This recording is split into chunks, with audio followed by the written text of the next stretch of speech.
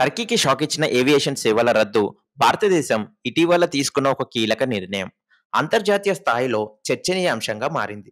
టర్కీకి చెందిన ఏవియేషన్ సంస్థలపై భారతదేశం విధించిన ఆంక్షలు, ముఖ్యంగా టర్కీకి చెందిన సెలిబీ ఏవియేషన్ సర్వీసెస్ ఇండియన్ ప్రైవేట్ లిమిటెడ్కు భద్రతా క్లియరెన్స్ను రద్దు చేయటం టర్కీకి గట్టి షాక్ ఇచ్చింది.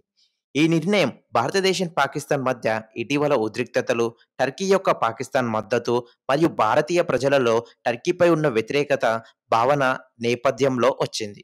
ఈ వీడియోలో ఈ నిర్ణయం యొక్క నేపథ్యం, దాని ప్రభావాలు మరియు టర్కీ ఏవియేషన్ రంగంపై దాని పరిమాణాలను తెలుసుకుందాం. 2025 మేలో జమ్మూ కాశ్మీర్లోని పహల్గామ్లో జరిగిన ఒక భయంకరమైన ఉగ్రవాద దాడి దీనిని భారతదేశం, పాకిస్తాన్ మద్దతుతో జరిగిన దాడిగా భావించింది.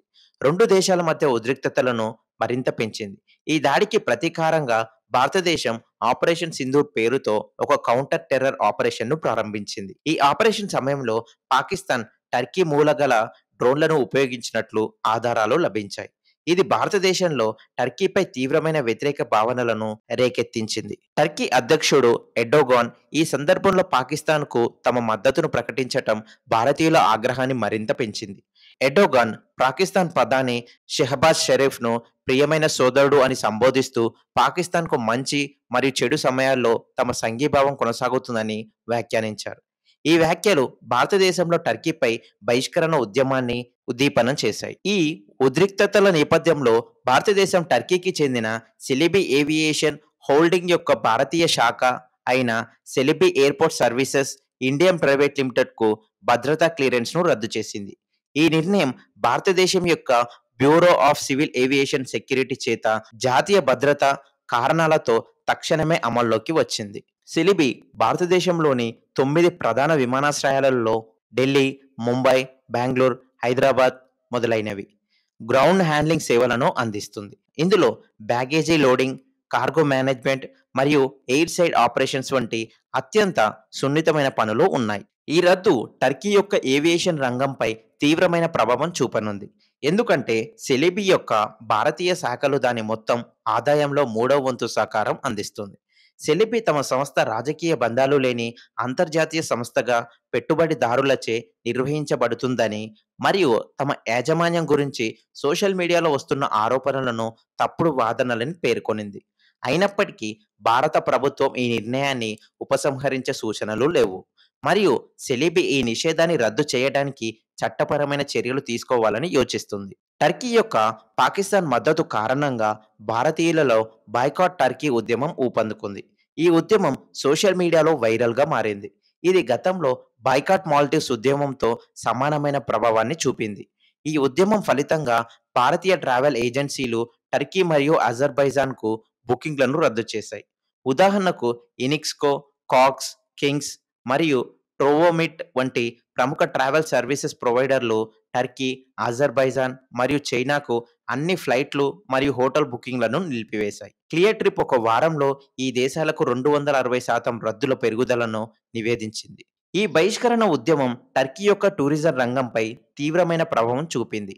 టర్కీ భారతీయ టూరిస్టులకు ఒక ప్రముఖ గమ్యస్థానం మరియు ఇస్తాంబుల్ యూరప్ మరియు అమెరికాకు కనెక్టింగ్ ఫ్లైట్లకు ఒక ప్రధాన హబ్గా ఉంది. ఈ బుకింగ్ల రద్దులు టర్కీ ఆర్థిక వ్యవస్థకు ఇప్పటికే హై ఇన్ఫ్లేషన్, కరెన్సీ డిప్రిసియేషన్ మరియు డెట్ సమస్యలతో సతమతమవుతున్న ఆర్థిక వ్యవస్థకు మరింత ఒత్తిడి కలిగించింది. భారతదేశం అతిపెద్ద ఎయిర్లైన్ అయిన ఇండిగో 2018 నుండి టర్కిష్ ఎయిర్లైన్స్తో కోడ్ షేర్ ఒప్పందం కలిగి ఉంది.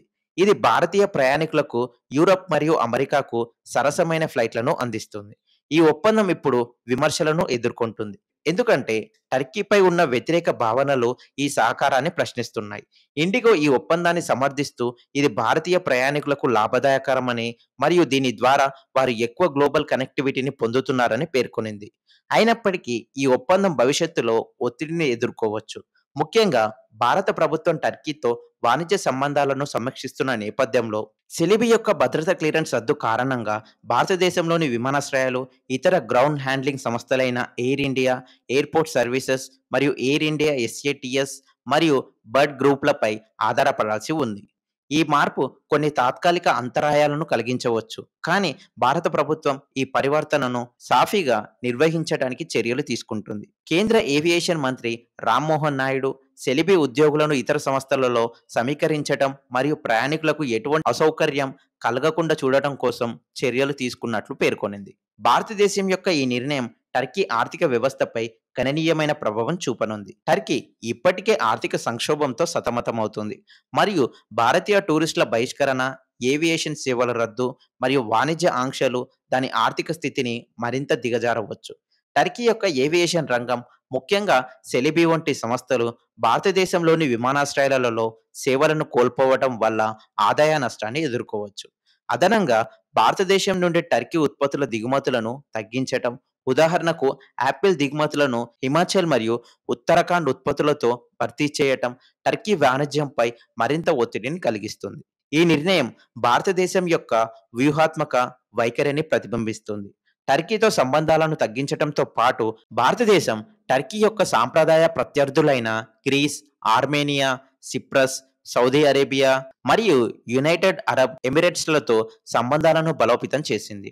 2023లో భారతదేశం టర్కీ రక్షణ సంస్థతో నావల్ షిప్ బిల్డింగ్ ఒప్పందాన్ని జాతీయ భద్రత కారణాలతో రద్దు చేసింది.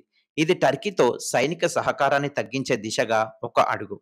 భారతదేశం యొక్క ఈ నిర్ణయం టర్కీ ఏవియేషన్ రంగానికి ఒక గట్టి దెబ్బగా పరిగణించబడుతుంది. టర్కీ యొక్క పాకిస్తాన్ మద్దతు, డ్రోన్ సరఫరా మరియు రాజకీయ వైఖరి భారతదేశంలో తీవ్రమైన వ్యతిరేక భావనలను రేకెత్తించాయి. దీని ఫలితంగా ఈ ఆంక్షలు విధించబడ్డాయి. ఈ నిర్ణయం టర్కీ ఆర్థిక వ్యవస్థపై, ముఖ్యంగా టూరిజం మరియు ఏవియేషన్ రంగాలపై గణనీయమైన ప్రభావం చూపనుంది. అదే సమయంలో భారతదేశం ఈ చర్యల ద్వారా జాతీయ భద్రతను పరిరక్షించటం మరియు తన వ్యూహాత్మక స్థానాన్ని బలోపేతం చేయటం లక్ష్యంగా పెట్టుకుంది. ఈ ఉద్రిక్తతలు భవిష్యత్తులో భారతదేశం టర్కీ సంబంధాలను ఎలా ప్రభావితం చేస్తాయో చూడాల్సి ఉంది.